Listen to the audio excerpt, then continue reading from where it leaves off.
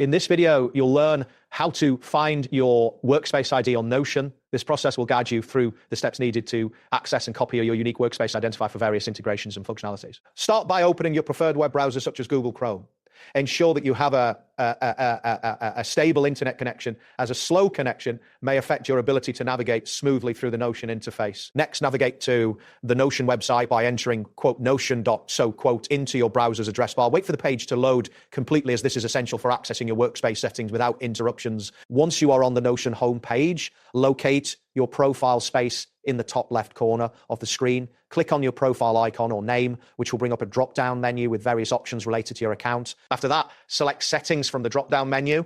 This will open a new settings page where you can manage your account preferences and view important information, including your workspace ID. Allow a moment for the settings page to fully load. Now, click on the Account tab located within the Settings menu.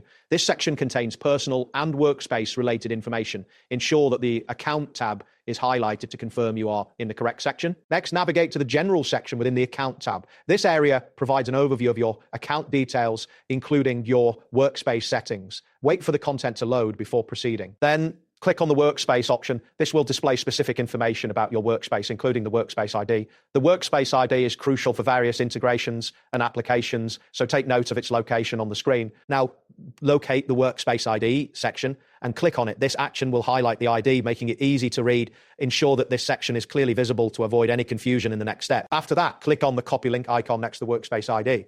This will copy the ID to your clipboard, allowing you to paste it wherever needed. You may see a confirmation message indicating that the ID has been copied successfully. Finally, click on a blank space on the page to deselect the copied text. This action helps clear any highlights and allows for a clean workspace view. You have now successfully located and copied your workspace ID. That wraps up today's guide. Thanks for watching and catch you in the next tutorial.